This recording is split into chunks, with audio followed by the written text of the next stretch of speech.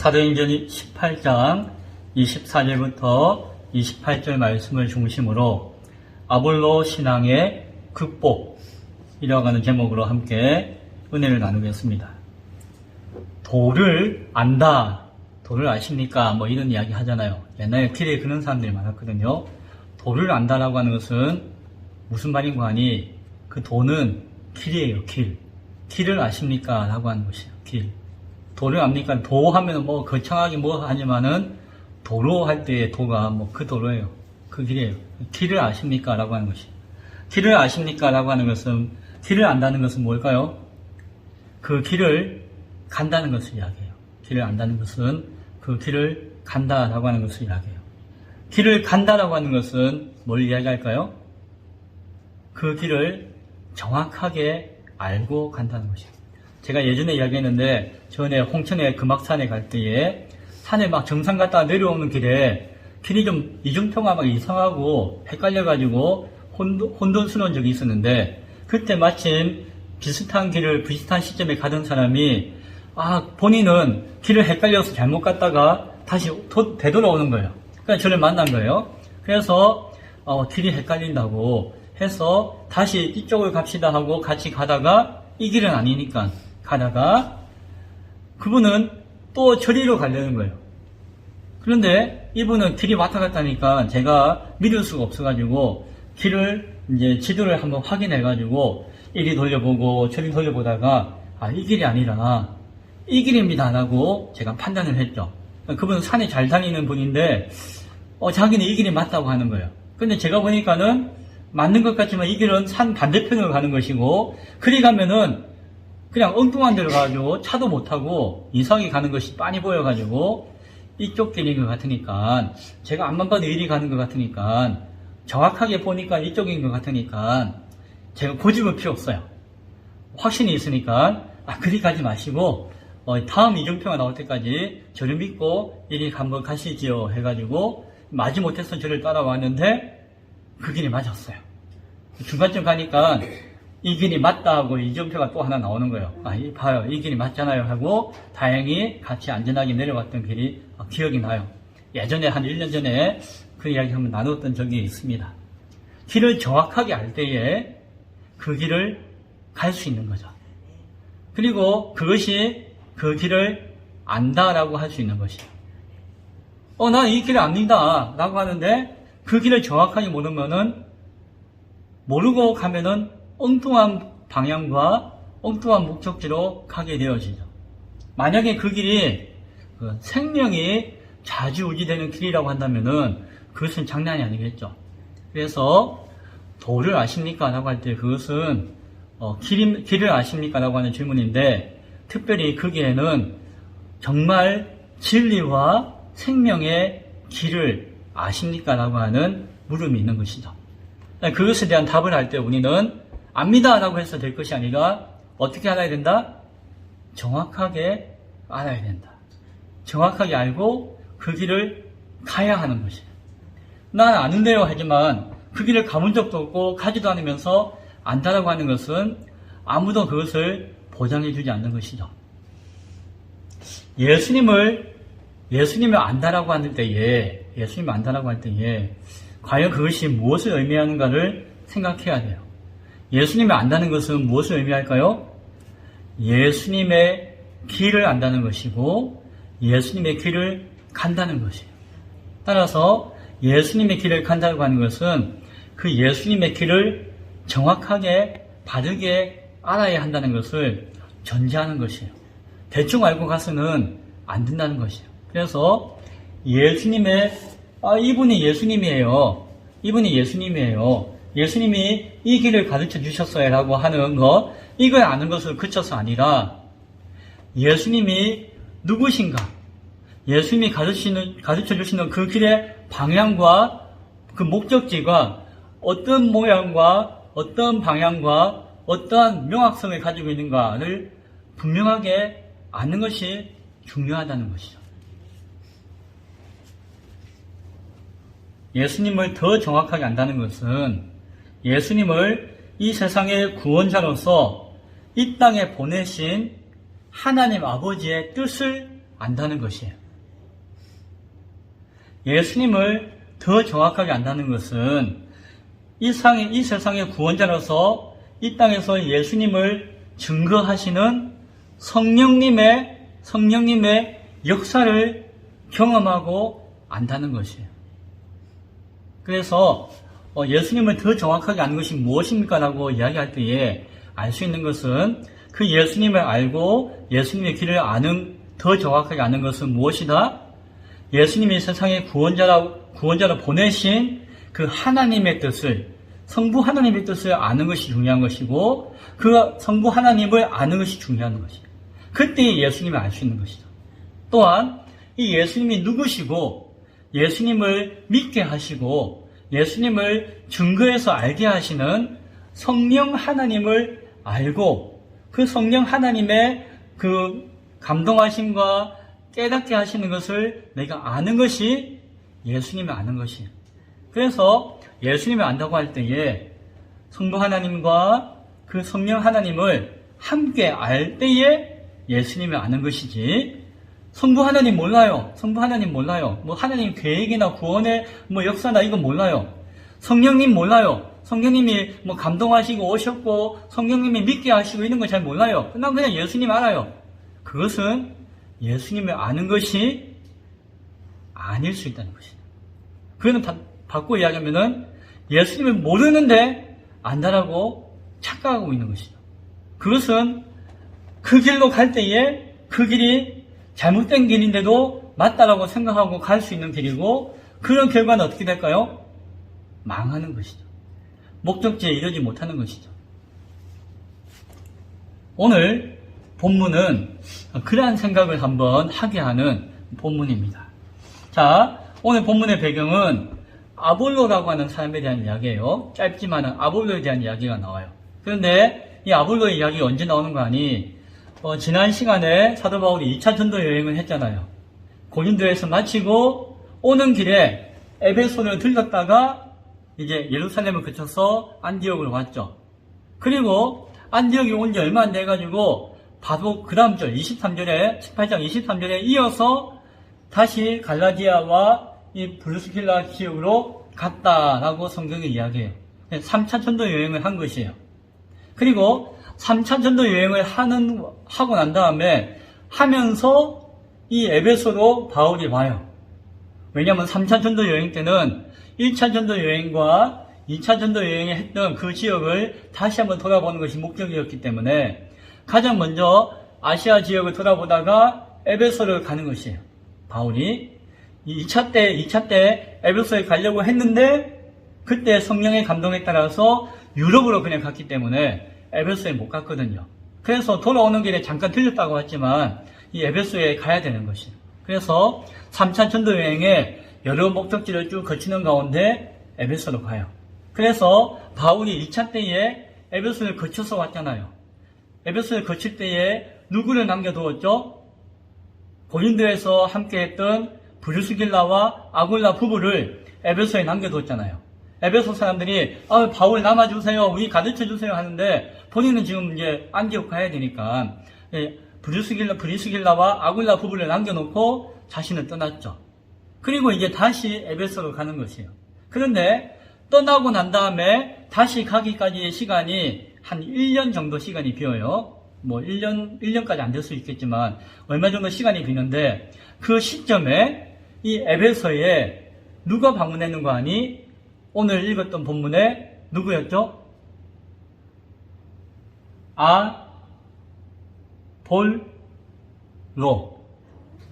아볼라 아니에요.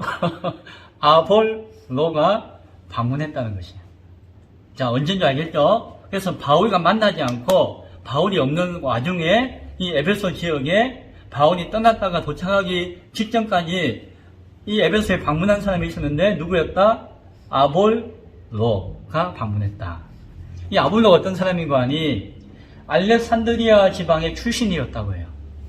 알렉산드리아 지방의 출신의 유대인인데 오늘 성경은 뭐라고 이야기하나요? 언변이 좋다.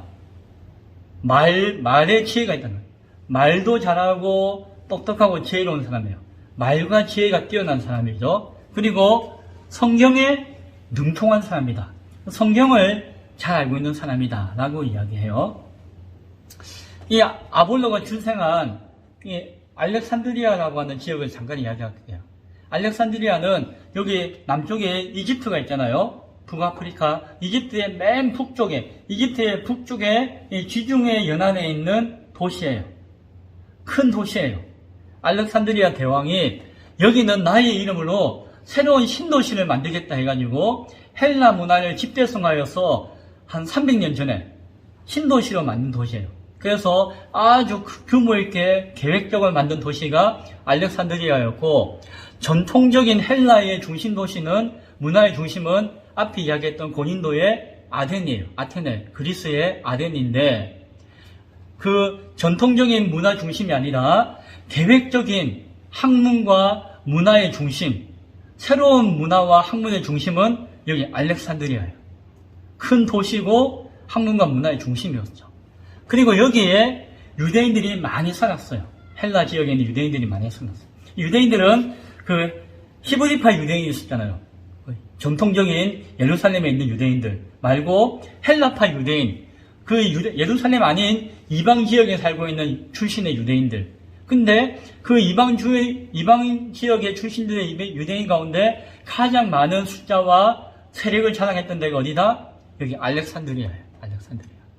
그리고 알렉산드리아의 유대인들이 아주 규모가 컸기 때문에 여기 사람들이 또한 학문에 능통했기 때문에 헬라 이방 문화에도 뛰어났기 때문에 똑똑해요. 그래서 이 사람들이 한 게 뭔가 하니, 그 히브리의 성경이 있잖아요. 히브리어로 적혀있죠. 그 성경을 이 모든 헬라 사람들이 볼 수 있는 헬라 말로 번역해야겠다라고 생각한 거예요. 똑똑하고 유대인이고 믿음 좋으니까, 우리가 언제 저 히브리 갈 거냐, 저기 가기도 어려운데 헬라 말로 번역하자 해가지고 200년 전에, 예수님 당시보다 200년 전에 그 히브리어 구약 성경을, 그 당시 성경은 모세 오경이잖아요. 그 성경을 헬라 말로 번역을 했어요.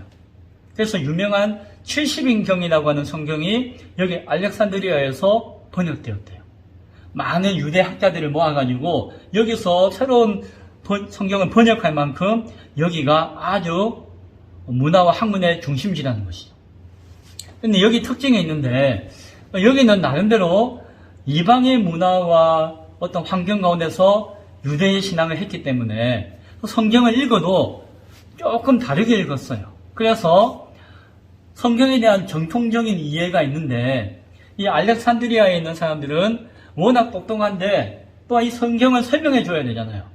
그런데 그 유대교의 전통의 깊이가 좀 얕아 보니까, 그래서 그런지 몰라도 성경을 자기들의 생각대로, 자기들이 이해할 수 있는 수준대로 해석을 해요.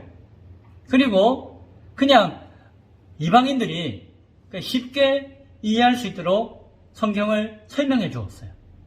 그래서 그것을 그 알레고리 해석이나 풍유적 해석이라고 하는데, 그러니까 성경에 대한 깊이 있는 정확한 뜻보다도 그냥 성경을 비유적으로, 이것은 아마 이런 뜻일 거야, 이렇게 막 설명해주고, 옛날에 이 성경에 이런 이야기가 있었단 말이야. 그런데 이것은 이렇게 하고, 자, 이해되시죠? 하면서 쉽게 재밌게 전하려고 하는 것이에요. 그래서 성경을 많이 알았지만 성경이 번역되었으니까, 헬라말로 번역되어서 연구했으니까 성경을 많이 아는 사람들이 많았지만 성경에 대한 깊은 뜻을 잘 몰라가지고, 정통 히브리파는 아니니까 성경을 좀 이상하게 막 이해하고 해석하는 분위기가 있었어요. 어디에? 이 알렉산드리아에. 이해되시죠? 그래서 알렉산드리아가 이방의 학문과 문화는 아주 깊었고, 성경을 빨리 번역해가지고 많이 알기도 했지만 성경에 대한 정통적인 깊이 있는 이해는 조금 부족한 감이 있는 것이 그 풍습이었어요. 정통적으로 알렉산드리아가, 그 지역에 있는 학파가. 그런데 아볼로는 어디 출신이라고요? 여기 출신이에요. 여기서 성경을 많이 배우고 정통한 유대인이었어요. 그래서 말주변도 뛰어나고 머리도 좋고 성경도 잘 알고 하니까 성경을 재미있게 그리고 성경을 잘 막 가르치면은 사람들이 좋아할까요? 안 좋아할까요? 이 예루살렘에 있는 정통 유대인은 그게 무슨 소리야? 그거 아닌데? 라고 할 수 있는 부분도 이 헬라 지역에 있는 이방인 출신의 유대인들은 성경을 믿고 하나님 믿는다고 하지만 잘 모를 수 있는데 아볼로 같은 성경 교사가 그것을 막 설명해 주면은 그냥 쉽게 막 재밌게 이해돼 가지고 사람들이 막 좋아하는 거예요. 그래서 유명한 성경 교사가 된 것이죠. 이 사람이 어디로 왔다? 이 에베소에 온 것이 에베소에. 이 에베소에 와가지고 회당에서 나는 저 알렉산드리아에서 온 유명한 능력 있는 성경 교사고 설교자잖아요. 여기서 막 설교하고 강의를 하고 하는 거예요. 그러면은 거기 있는 회당에 있는 유대인들이 얼마나 귀에 쏙쏙 들어가서 좋아했을까요? 사람들이 막 좋아하는 것이죠. 그래서 오늘 성경이 알렉산드리아에서 난 아볼로라고 하는 유대인이 에베소에 이르니 이 사람은 언변이 좋고 성경에 능통한 자라라고 하는 배경을 이해할 수 있을 것이에요. 그런데 일찍이 주의 도를 배웠다고 해요. 주의 도를. 그런데 주의 도가 뭘까요? 주의 도는 주의 길이에요. 길, 아까 이야기했죠. 그런데 이것은 주하면 우리는 예수님이잖아요. 예수님의 도, 예수님의 길을 이야기하는데 그 당시에 그 아볼로가 전했던 것도 예수님에 관한 이야기를 했는데 그런데 아볼로가 이야기하는 주의 길은 좀 다른 것이었어요. 아볼로는 세례 요한의 영향을 받은 세례 요한의 제자였어요. 세례 요한이 누군지 아시나요? 알죠? 예수님을 예비하고 예수님께 세례 주었던 요한. 유대인이었어요. 그리고 구약 성경에 능통한 선지자였어요. 그래서 유대의 마지막 선지자라고 이스라엘 백성들이 되게 존경하고 칭찬하고 좋아하는 선지자였어요. 그런데 하나님이 그 세례 요한을 통해서 예수님이 하나님의 아들이신 것을 증거하게 하시고 하나님의 뜻 가운데 예수님을 메시아로 인정하고 세례를 주었던 분이 세례 요한이었죠. 그런데 세례 요한은 예수님을 알기까지는 아직 구약에 매여 있는 유대인이었어요. 그리스도인이 아니에요. 세례 요한은. 아시겠죠? 그런데 세례 요한이 워낙 유명하다 보니까 세례 요한의 제자들이 많고 세례 요한의 가르침을 따르는 사람들이 많았다는 것이에요. 그런데 이 아볼로가 그 유대교 말기에 그 세례 요한의 영향을 받았던 제자였던 것 같아요. 그러다 보니까 그가 일찍이 주의 도를 배워라고 할 때 이 주의 도는 세례 요한이 외쳤던 것을 이야기하는 것이에요. 세례 요한은 이사야 선지자가 주의 길을 예비하라, 회개하라 하고는 말씀을 가지고 선포하고 가르쳤거든요. 주의 길을 예비하라고 할 때 그 주의 길이 주의 도예요. 주의 도. 이사야 선지자는 하나님의 길을, 여호와의 길을 예비하라라고 말씀했는데 그 말씀을 세례 요한이 가져와가지고 그 말씀을 설교할 때에 여호와의 길을 주의 길이다라고 이야기하면서 그것은 하나님 여호와 하나님이 약속하신 메시아, 하나님이 보내시는 그리스도의 길을 예비해야 된다라고 하면서 메시아를 기다리고 메시아 앞에 우리가 회개할 때가 온다는 것을 가르쳤죠. 예수님이 메시아라는 이야기 모르고 그런다 나중에 예수님을 만나고 알고 봤더니 예수님이 그 메시아라는 걸 알고 그가 이야기했던 주의 길이 바로 이 예수님의 길이 되었던 것이에요. 그런데 이 아볼로는 이 예수님에 대해서 알지만은 잘 몰랐던 것 같아요. 그래서 오늘 성경이 주의 도를, 주의 길을 배워서 열심으로 예수에 관한 것들에 대해서는 자세하게 말하면서 가르쳤는데 뭘 몰랐대요? 뭘 몰랐을까요? 요한의 세례만 알 따름이라. 무슨 말입니까? 예수의 이름으로 받는 세례를 몰랐던 것이에요. 요한의 세례만 안다는 것은 요한이 가르쳤던 제자도와 요한이 가르쳤던 말씀과 요한이 가르쳤던 그것은 다 알았는데 요한이 가르쳤던 그 주의 길이 바로 예수 그리스도이시고 예수 그리스도가 메시아이신 것에 대한 확신을 경험하지 못했다는 것이 아볼로는. 그래서 그가 받은 것은 무엇뿐이다? 요한이 주는 세례만 알 뿐이었다라고 이야기해요. 예수님을 알았지만 뭘 몰랐다? 예수님을 보내신 하나님의 뜻을 명확하게 몰랐고, 혹시 그거는 좀 알았는지 몰라요. 구약을 알았으니까. 그런데 무엇을 몰랐다? 성령은 몰랐어요. 예수님을 알 때 뭘 알아야 된다고 했죠? 성부 하나님을 알아야 되고 성령님을 알아야 된다고 했잖아요. 그런데 이 아볼로는 무엇을 몰랐다? 성령님은 전혀 몰랐어요. 요한의 세례만 알았다는 것은 예수의 이름으로 받는 세례를 몰랐다는 것인데, 예수의 이름으로 받는 세례는 뭐였죠? 요한이 이야기했죠. 나는 물로 회개의 세례만 줄 뿐이지만 장차 오실 그분은 성령과 불로 세례를 주실 것이다 라고 이야기했거든요. 그리고 그분이 바로 예수님이셨거든요. 그래서 나중에는 예수의 이름으로 세례를 받아야 하는 것에 대해서 이제 나중에 알게 되었는데, 이 아볼로는 요한의 세례만 받았고 알 뿐이고 예수의 세례는 몰랐다는 것이.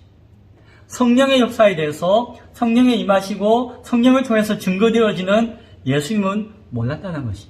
바꾸어 이야기하면은 예수님이 십자가에서 죽으셨고, 자신의 죄를 위해서 십자가에 죽으셨고, 부활하심으로 말미암아 자신의 죄의 문제가 예수님을 통해서 해결되었다는 사실은 성령을 통해서만 깨닫게 되어지고 믿게 되어지는데, 그 성령을 경험하지 못했고 성령의 임재를 듣지 못했고 알지 못했기 때문에 그 예수 그리스도의 십자가와 부활을 몰랐다는 것이.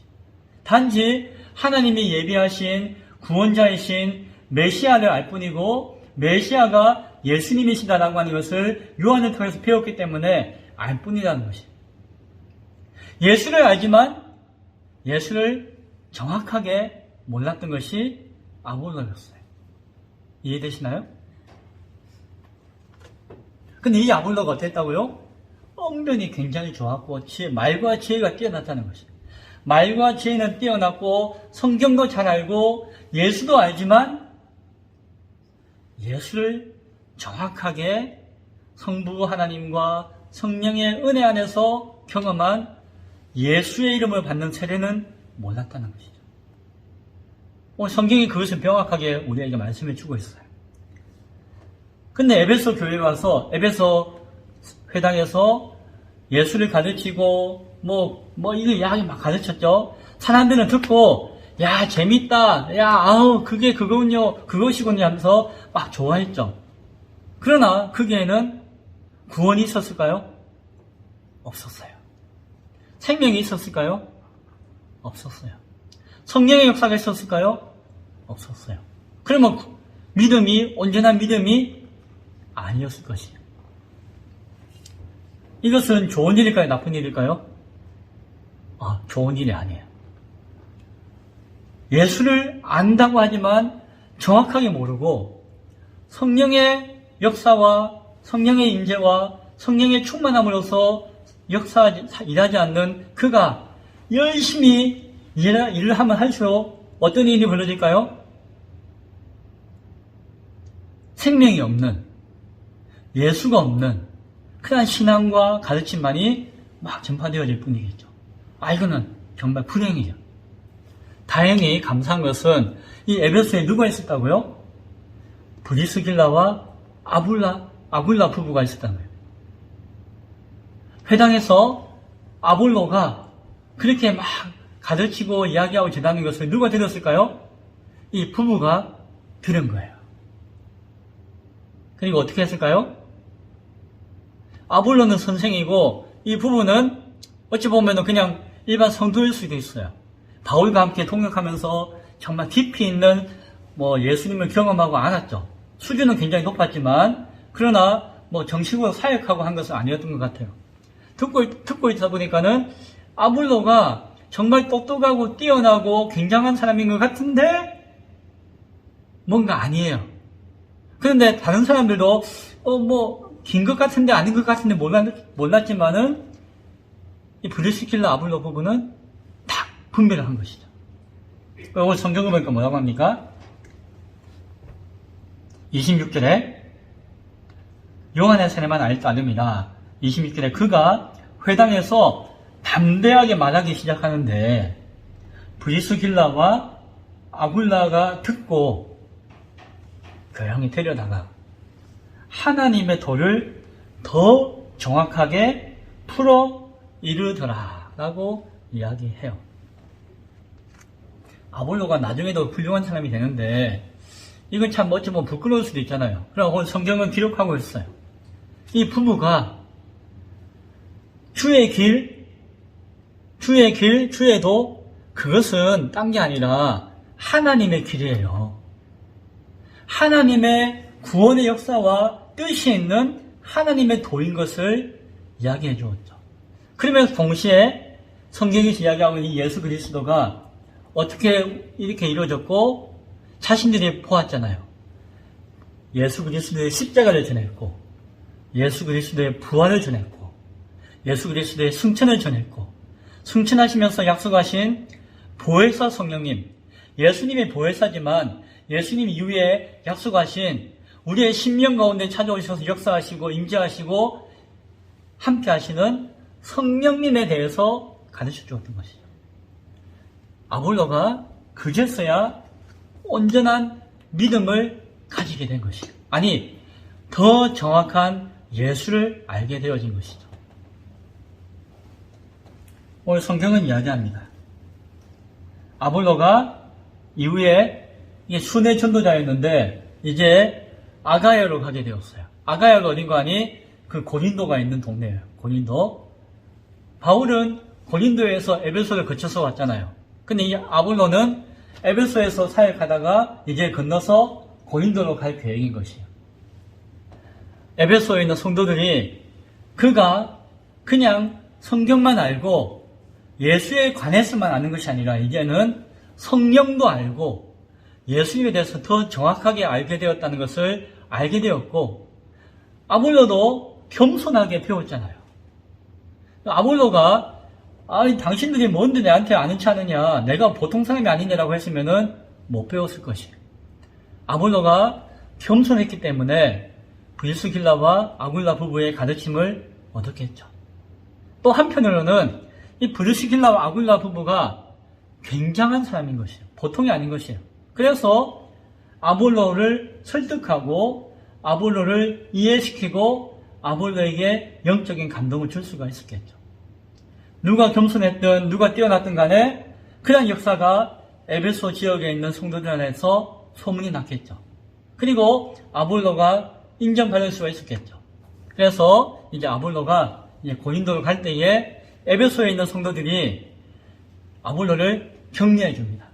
아볼로 당신같이 뛰어난 사람이 이제 예수님을 더 정확하게 알게 되어지고 성령님을 알게 되어져서 고린도로 가게 되었으니까 얼마나 감사한지 모르겠습니다. 라고 느꼈을 것이에요. 진심으로 격려하고 보냈고 자기들 편지를 써줘요. 고린도 교회에. 이분은 굉장히 좋은 분이시고 훌륭한 분이시고 부족한 것이 있다더라도 새롭게 배우고 변화된 분이시고 우리가 그것을 경험하고 우리가 그것을 보증할 수 있는 분이다라고 편지를 써줘요. 고린도 교회에 가가지고 처음부터 쭈삣쭈삣 했으면 어려웠을 것인데 이 에베소 지역의 성도들이 보증을 해주니까 누가? 브리스길라와 아굴라가. 이 브리스길라와 아굴라는 어디서 온 사람이죠? 고린도에서 왔잖아요. 그러니까 이 사람이 보증하고 확인해 줄 수 있는 사람이라고 하니까 이 고린도 교회 성도들은 믿을 수 있죠. 바울만큼 신뢰할 수 있는 부부가 추천하는 것이니까. 그래서 아볼로가 이 고린도로 가가지고 오늘 성경을 보니까 뭐라고 합니까? 27절 읽을게요. 아볼로가 아가야로 건너가고자 함으로써 형제들이 그를 격려하며 제자들에게 편지를 써 영접하라 하였더니 그가 가매 하나님의 은혜로 말미암아 믿은 자들에게 거기 있는 성도들에게 무엇을 주었다? 많은 유익을 주었다라고 이야기해요. 기존의 성도들에게도 믿음을 강하게 할 수 있는 유익을 주었고 또한 28절에 보니까 공중 앞에서 거기는 유대인들이 있잖아요. 예수님 모르는 사람들이 있잖아요. 예수님을 안 믿는 사람들이 있잖아요. 그들 앞에서도 예수님은 메시아 그리스도이십니다라고 담대하게 증거했다라고 해요. 그런데 무엇을 중심으로? 성경을 중심으로. 성경으로서 예수는 그리스도라고 증언하였는데 어떻게 했다? 유대인들의 모든 변론과 말들을 다 이겼다라고 오늘 성경은 말씀해주고 있습니다. 여기까지가 오늘 본문의 이야기예요. 오늘 본문의 이야기는 짧지만 많은 것을 생각하게 합니다. 무엇입니까? 예수를 그냥 아는 것과 성령 안에서 하나님의 뜻에 따라서 더 정확하게 분명히 아는 것과는 분명한 차이가 있다는 것이죠. 요한의 세례만 아는 자와 예수 이름으로 받는 성령으로 받는 불세례와 다르다는 것이죠. 불세례는 뭐 엄청난 세례가 아니라 무엇이다? 예수를 더 정확하게 아는 믿음으로 받는 세례를 이야기하는 것이죠. 그것이 구분되어진다는 것이고 그것이 생명에 있는 믿음의 씨앗이 된다는 것을 우리는 바라볼 수가 있습니다. 또 하나 생각할 수 있는 것은 정말 아무리 뛰어난 신학자라 할지라도 아무리 뛰어난 목회자라고 할지라도 무엇이 있을 수 있다? 부족함이 있을 수가 있다라고 하는 것이에요. 그래서 우리가 성령 안에서 겸손해야 될 이유가 거기에 있는 것이에요. 그리고 성경 안에서 겸손해야 될 이유가 거기에 있는 것이에요. 성경을 다 안다라고 이야기할 때에 그는 교만해질 수 있는 것이에요. 그래서 더 겸손해야 돼요. 그리고 성령 안에서 날마다 새로워지는 은혜가 있어야 되는데 단순히 자신의 안의 신앙 안에서 머물면은 그것이 패착의 이유가 될 수 있다는 것을 생각할 수가 있어야 한다는 것이죠. 아볼로가 성령을 모르고 예수를 더 정확하게 모르고 에베소에서 말씀을 전했을 때에 그의 영향을 받았던 사람들이 분명히 있었을 것이에요. 그들이 아볼로가 변화되어지듯이 변화되어지지 못했다면은 그들은 아볼로가 가지고 있던 짧은 믿음 가운데서 머무르고 그 안에 멈춰져 있었을 것이에요.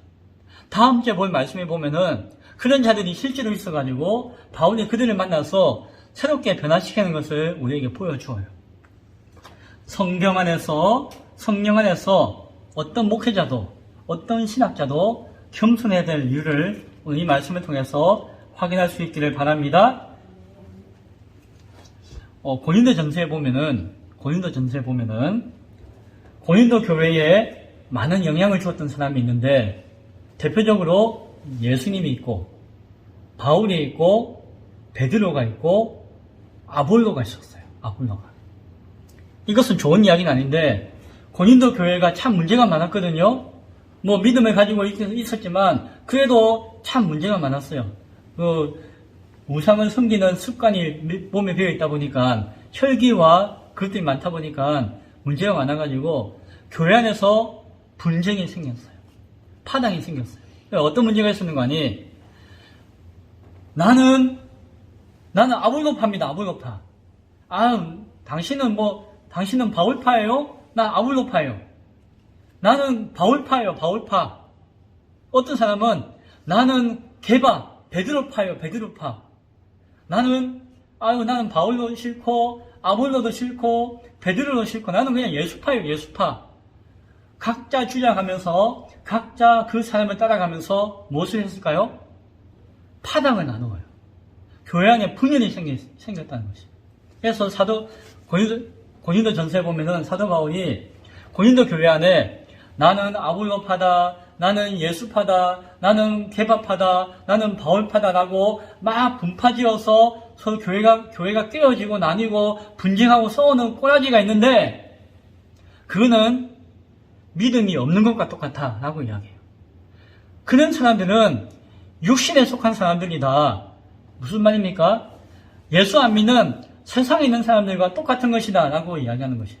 왜요? 나는 믿음이 있어가지고 교회 나오고 하나님 잘 믿는다고 하는데 그러나 당신들이 서로 다투고 싸우는 꼬라지를 보니까 예수님을 온전히 믿는 것이 아니라 다 사람을 따라간다는 것이에요. 사람을 바라보고 신앙했다는 것이에요. 목사님 바라보고 신앙했다는 것이에요. 어떤 훌륭한 사람을 바라보고 신앙했다는 것이에요. 그것이 아니라는 것이에요. 바울이라 할지라도 아볼로라 할지라도 게바라고 할지라도 온전한 사람이 아니다. 이들도 날마다 예수 안에서 말씀 안에서 새롭게 변화되어질 연약한 사람이라는 것이. 그런데 너희들이 이 사람을 바라보면서 신앙하고 이 사람을 바라보면서 파당을 나누고 서로 분쟁하고 다투는 거, 그거는 성경을, 예수님을 온전하게 믿지 않는 증거다라고 바울이 경고하는 말씀이 나와요. 그리고 바울이 이야기합니다. 뭐라고 이야기합니까? 사람이 중심되는 신앙은 그것은 육신에 속한 신앙이라서 참된 신앙이 아닙니다라고 이야기하면서 또 뭐라고 이야기하는 거 아니? 나는 심었다면은 아볼로는 물을 주었다. 그러나 심고 물 준다고 자라는 것이 아니라 그것을 자라나게 하시는 분이 계시는데 그분은 하나님이시다라고 이야기하면서, 그래서 나는 심었고 아볼로는 물 주었으니까 심은 공로와 물 준 공로를 자랑하고자 하는 이야기가 아니라 무슨 이야기를 하는 거 아니? 심는 이나 물 주는 이는 아무것도 아니로되 오직 자라게 하시는 이는 하나님 뿐이니라 라고 이야기해요. 바울은 심기도 하고 물 주기도 하고 이것이 다 포함해가지고 하나님이 자라게 하시는 거야 라고 이야기하는 것이 아니라, 심는 것도 있고 물 주는 것도 있겠지만 이것은 하나님 앞에서 아무것도 아니다라고 이야기해요. 바울은 아볼로에 대해서 직접적으로 비난한 적이 한 번도 없어요. 항상 아볼로를 자신과 동등하게 두고 존경하고 함께하는 동역자라고 인정해 주었어요. 그러나 아볼로가 가르쳤던, 아볼로가 한계 가운데서 머물렀던 그 자리에 머물렀는 신앙, 또한 그 아볼로가 전했던 말과 지혜로 했던 것 가운데서 결국 사람을 따르고 사람이 중심되어서 결국에는 자기 뜻과 자기 정욕과 자기 생각대로 다 찢어지고 나누어지는 그 모습을 바라보면서는 비판하고 경고했어요. 그래서 바울파도 있다. 아볼로파만 있는 게 아니고 바울파도 있다. 나도 온전한 사람은 아니다 라고 이야기하지만, 이 사람의 말과 지혜로 가르치는 것에 대한 가르침과 배움에 대한 한계에 대해서는 늘 이야기하고 싶었던 것이 바울의 생각인 것을 우리는 고린도전서의 말씀을 통해서 바라보게 되어집니다. 결국 무엇입니까? 사람을 하나님의 자리에 두어서는 안 되고, 사람은 하나님 앞에서 겸손해야 되고 날마다 새로워져야 된다. 날마다 자신의 연약함과 부족함을 바라보면서 회개하고 하나님 안에서 새롭게 변화되어지고 기록되어지는 모습이 없었으면 아볼로가 불완전했듯이 나도 불완전한 존재일 수도 있다는 것을 바울은 자신의 이름을 내어 걸면서 가르쳐주고 있는 것을 보게 되어집니다. 아볼로 이야기는 아볼로가 나쁘다, 훌륭하다라는 이야기를 하는 것이 아니라 무엇이다? 사람의 말과 지혜로 가르칠 수도 있고 사람이 예수를 그냥 전할 수도 있지만 그것이 온전치 못할 수 있다는 것을 우리에게 말씀해 주어요. 그리고 결국 사람을 통해서 사람을 중심되어지는 사람을 따르는 신앙은 그것이 결국에는 육신에 속해 있는 교회를 떠난 자들과 다를 바 없는 모습으로 변질될 수 있다는 것도 말씀해 주고 있는 것을 우리는 기억해야 될 줄로 믿습니다. 말씀을 맺고자 합니다. 오늘 설날이에요. 신년은 지났지만 새롭게 주어지는 기회가 우리에게 주어졌습니다. 다짐하기 원합니다. 무엇을 다짐해야 될까요? 말씀을 중심으로 예수님을 더욱더 정확하게 바르게 알 수 있기를 소원합니다. 그냥 피상적으로 알고 그냥 자신의 안주하고 목사님만 바라보고 가지, 훌륭한 어떤 위인을 바라보고 가지가 아니라 말씀을 통하여서 성령을 통하여서 예수님을 알고 예수님을 바라보며 날마다 새로워지는 마음으로 나아가야 되는 것이에요. 저도 마찬가지예요. 목사님, 저도 이 자리에 머물러서는 점점 변질되어질 수 있어요. 타락할 수 있어요. 어긋날 수 있어요. 오늘도 성령 안에서, 내 안에 계신 성령 안에서 새로워지고자 겸손하게 몸부림치는 모습이 필요해요. 여러분도 마찬가지입니다. 2023년도 새롭게 시작하기 원해요. 무엇으로? 말씀으로 새롭게 시작하기 원하고, 과거의 모든 것들 가운데 더욱더 내어놓고 겸손하게 새로운 마음으로, 다짐으로 나아갈 수 있기 원해요. 그러할 때에 하나님께서 새로운 은혜와 새로운 역사를 우리에게 일으켜 주실 것입니다. 그것이 교회를 교회되게 하는 것이에요. 교회를 새롭게 하는 것이고 교회가 세워지는 것이에요. 우리가 교회를 세운다는 것은 기존의 교회를 똑같이 흉내내어서 세우는 것이 아니에요. 오늘 우리가 교회를 새롭게 세운다는 것은 과거에 했던 교회를 그냥 그대로 가지고 와서 그대로 흉내내어서 그 모양 그대로 만드는 것이 아니에요. 오늘 우리가 교회를 세운다는 것은 무엇일까요? 오늘 새롭게 새로운 마음과 새로운 비전과 새로운 사명과 새로운 꿈을 가지고 새로운 교회를 세워가는 것이에요.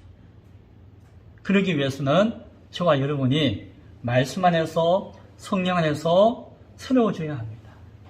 오늘 설날 새해 첫날 그런 새로움을 소망하며 한 걸음 한 걸음 나아갈 수 있는 예수의 길, 그 하나님의 길을 향해 나아갈 수 있는 우리 모두가 될 수 있기를 간절히 축원드립니다. 기도하겠습니다.